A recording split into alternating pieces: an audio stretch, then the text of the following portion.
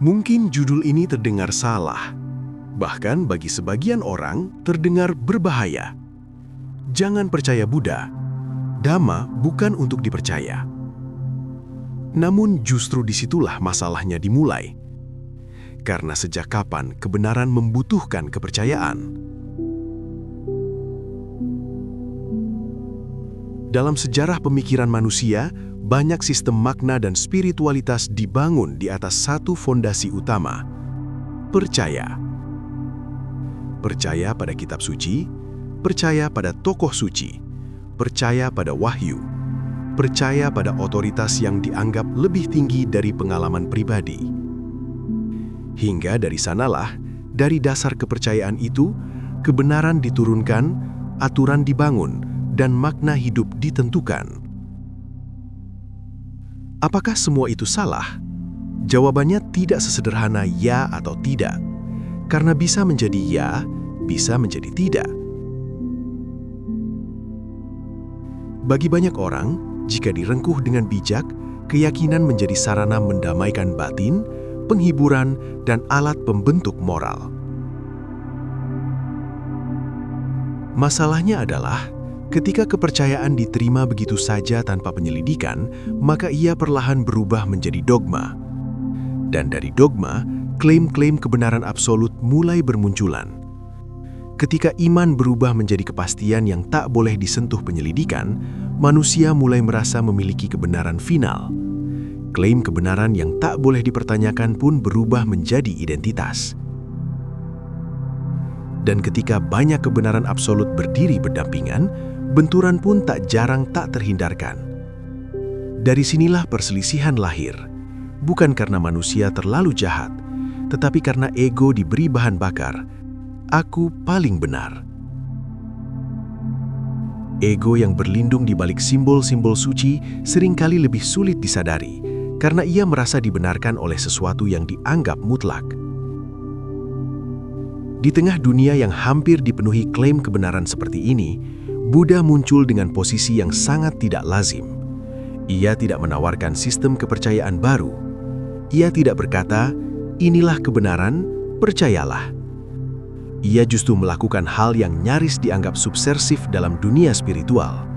Ia tidak meminta kepercayaan sama sekali. Buddha tidak memulai ajarannya dari iman. Ia tidak mengklaim membawa wahyu dari langit.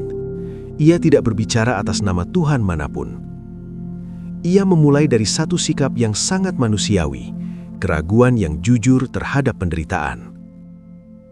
Ia melihat usia tua, sakit, dan kematian, lalu menolak menerima jawaban mitologis yang menenangkan tapi dangkal.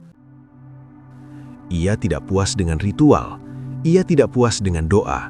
Ia ingin memahami langsung di mana penderitaan itu muncul dan apakah ia bisa berakhir tanpa harus percaya pada sesuatu yang tak bisa diuji. Buddha tidak memulai pencarian batinnya dengan keyakinan bahwa ia pasti benar.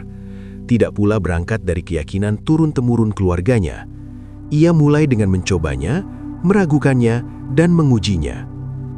Ia bahkan meragukan pencapaian batin tertinggi yang ia capai dan bertanya dengan jujur, apakah ini benar-benar mengakhiri penderitaan? Ketika jawabannya belum ya, ia meninggalkannya.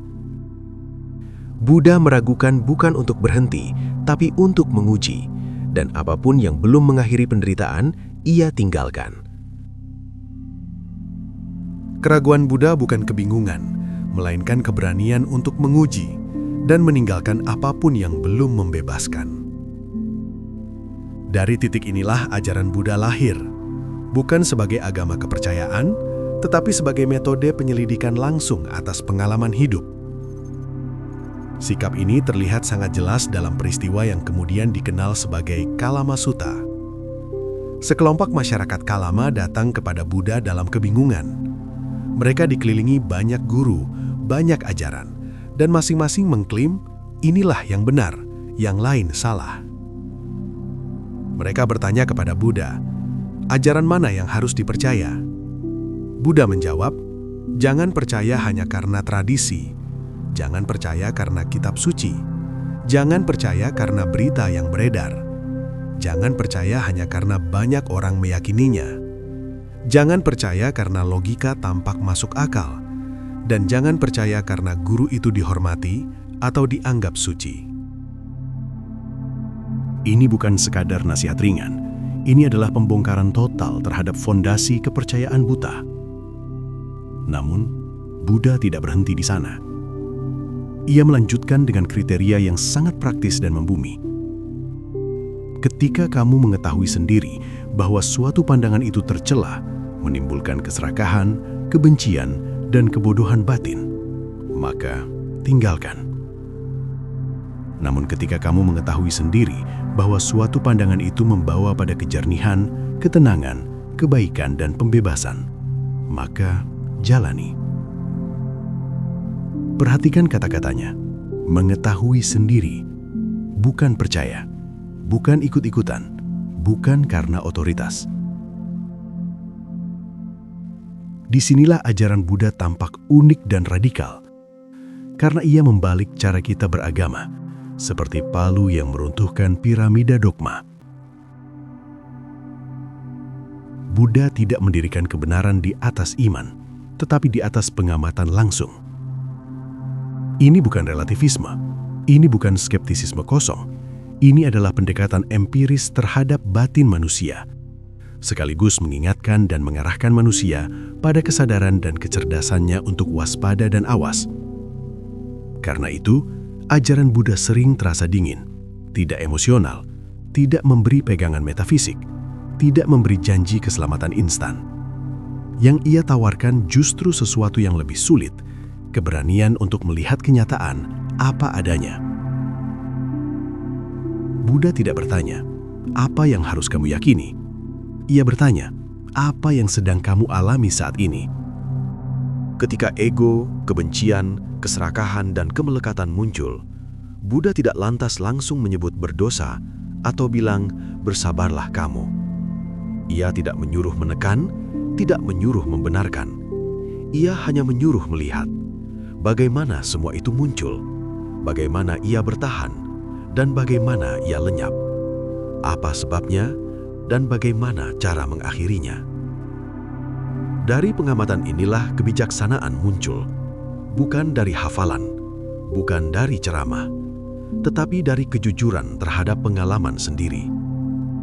Hal yang sama berlaku pada konsep diri. Buddha tidak berkata, diri itu ada, atau diri itu tidak ada. Ia berkata, selidiki, cari di tubuh, cari di perasaan, cari di pikiran, cari di kesadaran. Dan jika pencarian itu dilakukan dengan jujur, satu hal menjadi jelas, tidak ada entitas tetap yang bisa ditemukan dan digenggam sebagai aku. Yang ada hanyalah proses yang terus berubah, anicca, sebab akibat yang saling bergantung, paticca samuppada. Tanpa diri tetap, anatta, kosong dari inti yang berdiri sendiri atau terpisah, sunyata.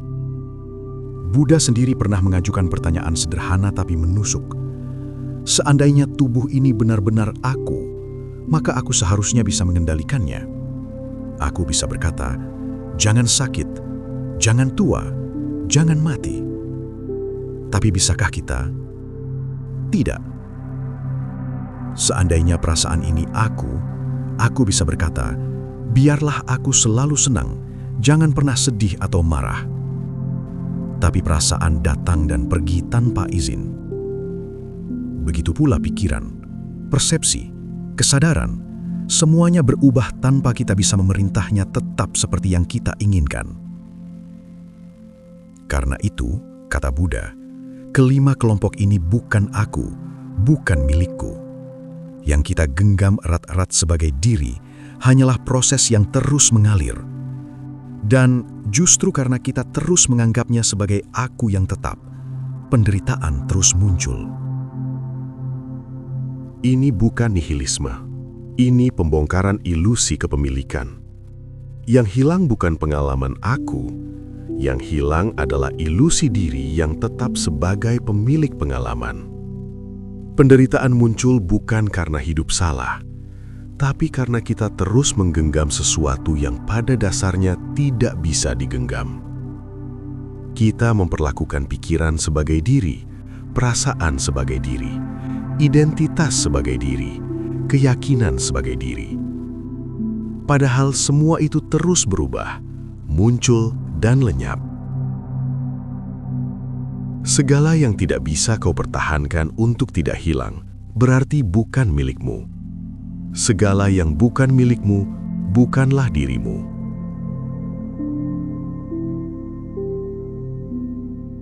Bahkan karena kebodohan batin, kita memperlakukan ego sebagai diri yang harus dibela mati-matian. Kita merasa harus melindunginya dari kritik, dari keraguan, dari apapun yang mengancam rasa kebenaran kita. Padahal semua itu terus berubah. Dan padahal kebenaran sejati tak butuh pembelaan, karena ia tidak rapuh. Buddha melihat bahwa dogma dan kepercayaan absolut seringkali berpotensi mempunyai kecenderungan dan memperkuat ilusi diri. Aku benar, aku paling tahu, kelompokku paling suci. Dari sinilah konflik batin dan konflik sosial bermula. Maka ajaran Buddha tidak menyulut ego. Ia justru mematikannya perlahan. Bukan dengan kekerasan, tetapi dengan pemahaman dan pengamatan jernih. Meditasi dalam Buddhisme bukan ritual mistik. Ia adalah latihan perhatian, latihan melihat tanpa reaksi otomatis, latihan hadir tanpa harus menempel pada cerita pikiran dan perasaan. Bukan untuk menjadi suci, bukan untuk menjadi istimewa, tapi untuk melihat apa adanya. Melihat perasaan sebagai perasaan, arus sebagai arus, fenomena sebagai fenomena, tanpa memaksakan kenyataan agar sesuai dengan apa yang kita yakini dan inginkan, dan agar tidak tertipu oleh pikiran sendiri. Bahkan terhadap dirinya sendiri, Buddha menolak dijadikan sandaran. Ia berkata, "Jangan bergantung padaku. Jadikan dhamma dan pengalaman langsung sebagai pelita." Seorang guru yang berkata, "Jangan bergantung padaku," adalah guru yang tidak sedang membangun kekuasaan spiritual, tidak haus mencari umat. Maka ajaran Buddha bukan jalan bagi mereka yang ingin cepat nyaman. Ia adalah jalan bagi mereka yang ingin jujur. Jujur melihat penderitaan, jujur melihat ego, jujur melihat bagaimana klaim kebenaran seringkali lahir dari ketakutan dan ego, bukan bijaksana. Buddha tidak meminta kepercayaan. Ia tidak menjual kebenaran absolut. Ia tak menjanjikan penghapusan dosa ataupun keselamatan instan. Ia tidak pula mengklaim bisa menyelamatkan siapapun yang mengikutinya. Justru sebaliknya, ia berkata, setiap orang mewarisi karmanya sendiri dan terlindungi oleh karmanya sendiri. Ia hanya membuka satu kemungkinan, bahwa kebebasan muncul ketika keserakahan berhenti, ketika kebencian mereda, dan ketika kebodohan tidak lagi memimpin. Buddha tidak meminta untuk dipercayai. Ia tidak memaksa siapapun untuk percaya. Ia hanya menunjukkan jalan bagi siapapun yang ingin menempuhnya. Dan jalan itu bukanlah kepercayaan, bukan klaim kebenaran, dan bukan pula identitas. Jalan itu adalah Dhamma. Jika kedamaian hadir dalam dirimu, bukan karena kamu percaya, tetapi karena kamu melihat dengan jernih, disitulah Dhamma hidup. Jika kebijaksanaan tumbuh, bukan dari hafalan ajaran, bukan dari klaim kebenaran, tetapi dari pengamatan jujur terhadap pengalaman, disitulah Dhamma bekerja. Jika welas asih muncul secara alami, bukan karena perintah moral, bukan karena identitas agama, melainkan karena ego mulai melemah, disitulah Dhamma bernafas. Namun, jika yang muncul justru kemarahan, klaim paling benar, dan dorongan untuk merasa lebih suci dari yang lain, maka jujurlah pada diri sendiri. Itu bukan Dhamma yang hidup. Itu baru kepercayaan tentang Dhamma. Buddha tidak mengajakmu untuk percaya. Ia mengajakmu untuk melihat. Dan perbedaan keduanya menentukan apakah ajaran ini membebaskan atau sekedar menjadi identitas baru bagi ego. Jadi pertanyaannya, apakah kau sedang menjalani Dhamma atau hanya sekedar percaya tentang Dhamma? Jawabannya ada dalam dirimu sendiri. Dan sesungguhnya, pertanyaan ini bukan tentang jalan Dhamma semata. Ia berlaku pada setiap jalan batin, setiap jalan kebijaksanaan, dan setiap ajaran yang kita sebut suci. Apakah kita benar-benar memperoleh kedamaian, kerendahan hati, welas asih, dan kebaikan bagi sesama? Atau kita hanya berhenti pada kepercayaan yang tak pernah diuji? Berhenti pada klaim-klaim paling benar, atau bahkan cukup berhenti pada janji keselamatan instan yang terasa menenangkan, lalu menjadikannya sekedar baju identitas bagi ego yang ingin merasa suci dan paling benar? Jawabannya tidak ada di kitab, tidak ada di ruang peribadatan. Jawabannya selalu ada dalam dirimu dan pengalamanmu sendiri.